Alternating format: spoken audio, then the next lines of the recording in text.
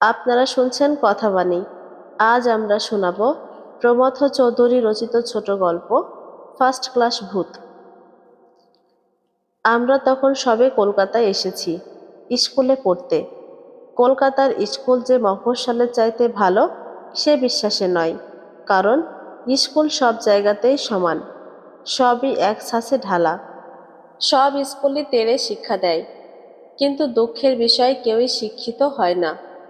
আর যদি কেউ হয় তা নিজ গুণে, শিক্ষা বা শিক্ষকের গুণে নয়। আমরা এসেছিলাম ম্যালেরিয়ার হাত থেকে উদ্ধার পেতে। আমরা আসবার মাস তিনেক পরে হঠাৎ সারদা দাদা এসে আমাদের অতিথি হলেন। সারদা দাদা কি হিসেবে আমাদের দাদা হতেন তা আমি জানি নে। তিনি আমাদের জ্ঞাতি নন, কুটুম্বও নন, গ্রাম সম্বন্ধে ভাইও নন। তার বাড়ি আমাদের গ্রামে নয়, দেশ তার যেখানেই হোক, সেখানে তার বাড়ি ছিল না। তিনি সংসারে ভেসে বেড়াতেন। আমাদের অঞ্চলে সেকালে উইয়ের ঢিবির মতো দেদার জমিদার বাবু ছিলেন, আর তাদের সঙ্গে তার একটা না একটা সম্পর্ক ছিল। সে সম্পর্কে যে কি তাও কেউ জানত না, কিন্তু ওর বাড়িতে অতিথি হয়েই তিনি জীবনযাত্রা নির্বাহ করতেন। আর সব জায়গাতেই তিনি আদর যত্ন পেতেন। তিনি একে ব্রাহ্মণ, তার উপর কথাবার্তায় ও ব্যবহারে ছিলেন ভদ্রলোক। তাই তিনি দাদা হন, মামা হন, দূর সম্পর্কের শালা হন, ভগ্নিপতি হন, সকলেই তাকে অতিথি করতে প্রস্তুত ছিলেন। টাকা তিনি কারো কাছে চাইতেন না। তার নাকি কাশিতে একটি বিধবা আত্মীয়া ছিলেন, আবশ্যক হলে তার কাছ থেকেই টাকা পেতেন। সে মহিলাটির নাম সুখদা। সুখদার নাকি ঢের টাকা ছিল, সন্তানাদি কিছু ছিল না, তাই সুখদার আপনার লোক বলে তার মানও ছিল। সারদা দাদার আগমনে আমরা ছেলেরা খুব খুশি হলুম। যদিও ইতিপূর্বে তাকে কখনো দেখিনি, তার নামও শুনিনি। আমাদের মনে হলো তার সঙ্গে কথাবার্তা করে বাঁচব। কলকাতায় আমাদের কোনো আত্মীয় স্বজনও ছিল না, কোনো বন্ধু বান্ধবও ছিল না, যার সঙ্গে দুটো কথা কয়ে সময় কাটানো যায়। আর স্কুলে সহপাঠীদের সঙ্গে গল্প করেও চমৎকৃত হতুম না, কারণ সেকালে কলকাতায় ছেলেদের কথাবার্তার রস কলকাতার দুধের মতোই ছিল, নেহাত জলো। সারদা দাদা রোজ সন্ধ্যাবেলায় আমাদের দেদার গল্প বলতেন। জীবনে যা তিনি দেখেছেন তারই গল্প। মা অবশ্য আমাদের সতর্ক করে দিয়েছিলেন যে সারদা যা বলে তা 16 আনায় মিথ্যা, কিন্তু আমরা তাতে ভড়কাইনি। কেননা মিথ্যা কথা আদালতে চলে না, কিন্তু গল্পে দিবারাত্র চলে। সে যাই হোক, সারদা দাদা বেশিরভাগ ভূতের গল্প বলতেন। তবে সে কথা মার কাছে ফাঁস করিনি। শুনেছি বাবার একজন প্রিয় তামাকওয়ালা দাদার কাছে নিত্য ভূতের গল্প বলতো, ফলে দাদা নাকি রাত্রিরে এই ঘর থেকে ও ঘরে যেতে ভয় পেতেন। তারপর বাবা তার প্রিয় তামাকওয়ালার আমাদের বাড়িতে আসা বন্ধ করে দিলেন। পাশে মা সারদা দাদাকে বিদায় করে দেন। এই ভয়ে মার কাছে এই গল্প সাহিত্যের আর পুনরাবৃত্তি করতুম না। তাছাড়া কলকাতা শহরে তো ভূতের ভয় নাই। রাস্তায় আলো, পথের ধারে শুধু বাড়ি, জঙ্গল নেই। ভূতেরা আলোকে ভয় করে ও মানুষের চেঁচামেচিকে। কলকাতায় আলো যতটা না থাকে, হল্লা দেদার আছে, আর হট্টগোলের মধ্যে ভূত আসে না। সারদা দাদা শুধু সেই সব ভূতের গল্প বলতেন যাদের তিনি স্বচক্ষে দেখেছেন। আমি তাকে একদিন জিজ্ঞেস করলুম, আপনি তো শুধু পাড়া গিয়ে ভূতের গল্প করেন, আপনি কি কখনো সাহেব ভূত দেখেননি? সারদা দাদা উত্তর করলেন, দেখব কোত্থেকে, সাহেবরা তো এদেশে আর মরে না, না মরলে তারা ভূত হবে কি করে? দেখো, ট্রেনে এত বড় বড় কলিশন হয় যাতে হাজার হাজার দেশি লোক মরে, কিন্তু তাতে কোনো সাহেব মরেছে এমন কথা কি কখনো শুনেছ? তবে এত গোরস্থানে কারা পোতা আছে? সব ফিরিঙ্গি। তবে দু চারজন সাহেব যে মরে না এমন কথা বলছি নে, কিন্তু যারা মরে ভূত হয় তাদের আমরা দেখা পাইনি। কেন? এদেশে তারা গাছেও থাকে না, হেঁটেও বেড়ায় না। তারা ট্রেনের ফার্স্ট ক্লাস গাড়িতে চড়ে বেড়ায় আর ফিরিঙ্গি ভূতটা সেকেন্ড ক্লাস গাড়িতে। তবে একবার একজনের দেখা পেয়েছিলাম, আর তার হাতে যে সাজা শাস্তি পেয়েছিলাম তার বলবার কথা নয়। আজও মনে হলে কান্না পায়। আমরা সেই সাহেব ভূতের গল্প শুনতে চাই। সারদা দাদা একটা দীর্ঘ নিঃশ্বাস ফেলে বললেন, আচ্ছা বলছি শোনো, কিন্তু এ গল্প যেন আর কাউকে বলো না। কেন? কি জানি, আবার যদি মানহানির মামলায় পড়ে যাই। মরা লোকেরও মানহানি করলে জরিমানা হয়, জেল হয়। আবার জেল খাটতে ইচ্ছে নেই। এরপর সারদা দাদা বললেন, আমি একবার কলকাতা থেকে কাশি যাচ্ছিলাম।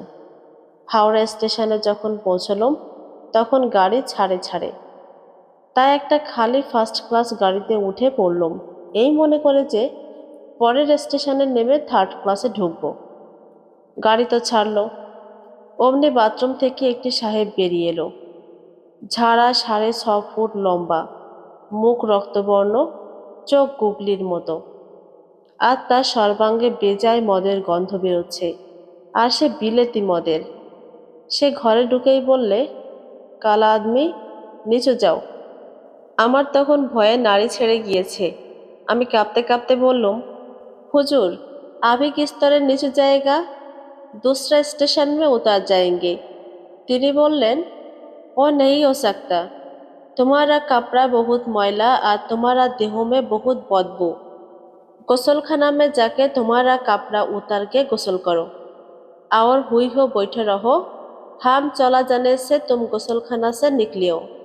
हम जो बोलता अभी करो। जानता, हम रेल को बड़ो साहेब है। আমি প্রাণের দায়ে হুজুর যা বললেন তাই করলুম। অর্থাৎ স্নানের ঘরে গিয়ে বিবস্ত্র হয়ে সেই শীতের রাত্রিরে স্নান করলুম। অমনি একটা দমকা হাওয়া এসে আমার কাপড় চোপড় উড়িয়ে কোথায় নিয়ে গেল। আমি বিবস্ত্র হয়ে ভিজে গায়ে গোসলখানাতেই বসে রইলুম। আর সাহেব তার কামরায় হুটোপাটি করতে লাগলেন ও মধ্যে মধ্যে চিৎকার করে আমার প্রতি শুয়োর, গাধা, উল্লুক প্রভৃতি প্রিয় সম্ভাষণ করতে লাগলেন। আমি নীরবে সব গালিগালাজ হজম করলুম। প্রায় ঘণ্টাখানেক এইভাবে কেটে গেল। আমি ভিজে গায়ে হি হি করে কাঁপছি। সর্বাঙ্গে এক টুকরো কাপড় নেই। আর পাশের ঘরে বড় সাহেব মদ খাচ্ছেন আর লাফাচ্ছেন। মাঝখানে গাড়ি হঠাৎ মিনিট খানেকের জন্যে থামল। ক্লিক করে একটা আওয়াজ হলো, সিটকিনি খোলবার আওয়াজ। তারপর গাড়ি ফিরে চলতে লাগলো। পাশের ঘরে টু শব্দ নেই। তাই আমি স্নানের ঘর থেকে বেরিয়ে সেই ঘরে যাবার চেষ্টা করলুম। ও সর্বনাশ! বড় সাহেব স্নানের ঘরের দুয়ারে ছিটকিনি টেনে বন্ধ করে দিয়েছেন। আমি সেই অন্ধকূপের ভিতর আটকে থাকলুম। আধ ঘন্টা পরে গাড়ি বর্ধমানে এসে পৌঁছল। আর আমি বাথরুমের জানালা দিয়ে মুখ বাড়িয়ে যা থাকে কপালে ভেবে কুলি কুলি করে চিৎকার করতে লাগলুম। তারপর একজন কুলি এসে ছিটকিনি খুলে আলো জেলে আমাকে বিবস্ত্র অবস্থায় দেখে ভূত ভেবে ভয়ে পালিয়ে গেল। শেষটা স্টেশন মাস্টার বাবু এসে ভূত নেই হ্যায়, চোর হ্যায় বলাতে কুলিরা পাশের ঘরে ঢুকে আমাকে মারতে মারতে আধমরা করে প্ল্যাটফর্মের উপর টেনে নিয়ে গেল। স্টেশন বাবু বললেন, শিগগির ওকে একটা কাপড় পরিয়ে দে। যদি কোনো মেম সাহেব হঠাৎ এসে উলঙ্গ মূর্তি দেখে মোর্চা যান তাহলে আমার চাকরি যাবে। একজন যাত্রী আমাকে একটি শাড়ি দিলে সেই শাড়িখানি পরে আমি স্টেশন বাবুকে সব কথা বললাম। তিনি বললেন যে রেলের বড় সাহেব এখন সিমলায়। তাছাড়া এ ট্রেনে কোনো সাহেব আসেওনি, কোথাও নেমে যায়নি। এখন বুঝলাম যার হাতে আমি নাস্তানুবোধ হয়েছি সে সাহেব নয়, সাহেবের ভূত। তারপর স্টেশন বাবু আমাকে থানায় পাঠিয়ে দিলেন। সেখানেও প্রথম এক পত্তন মার হলো। তারপর দারোগা বাবুর জেরা। যা ঘটেছিল সব তাকেও বললুম। তিনি ভূতের কথায় বিশ্বাস করলেন, কেননা তিনিও একটি পেতনির হাতে পড়ে বেজায় নাজেহাল হয়েছিলেন। তারপর দিনই দারোগা বাবু আমাকে আদালতে হাজির করলেন। আমার অপরাধ নাকি গুরুতর, আর অবিলম্বে আমার বিচার হওয়া চাই। হাকিম বাবু ছিলেন অতিশয় ভদ্রলোক, উপরন্তু উচ্চশিক্ষিত। তিনি গাড়িতে ভূতের উপদ্রবের কথা সম্পূর্ণ বিশ্বাস করলেন। কারণ তিনি ছিলেন ঘোর থিওজফিস্ট। কিন্তু ভগবানের দোহাই ও ভূতের দোহাই ইংরেজের আদালতে চলে না। ভগবান ও ভূত এ দুইয়ের অস্তিত্ব বেআইনি। অগত্যা তিনি আমাকে 1 মাসের মেয়াদে জেল দিলেন। আমার অপরাধ, বিনা টিকিটে বিনা বসনে ফার্স্ট ক্লাস গাড়িতে গাঁজা খেয়ে ভ্রমণ। তারপর আমাকে সতর্ক করে দিলেন এই বলে যে, গাঁজা খাও তো খেও, কিন্তু গাঁজায় দম নিয়ে আর কখনো বিনা টিকিটে ট্রেনে চড়ো না, বিশেষত তৈলঙ্গ স্বামী সেজে, ফার্স্ট ক্লাসে তো নয়ই। আমি বললুম, হুজুর, গাঁজা আমি খাইনে। তিনি বললেন, গাঁজাখোর বলেই তো তোমাকে লঘুদণ্ড দিলুম, নইলে তোমাকে দায়রা সোপর্দ করতুম। এখন তোমরা ফার্স্ট ক্লাস ভূতের কথা তো শুনলে, এদের তুলনায় পাড়াগাঁয়ে ভূতেরা ঢের বেশি সভ্য। আজ এ পর্যন্তই। আমাদের গল্প পাঠ যদি আপনাদের ভালো লাগে, তাহলে আমাদের চ্যানেলটিকে সাবস্ক্রাইব করুন, লাইক, কমেন্ট ও শেয়ার করুন। ধন্যবাদ।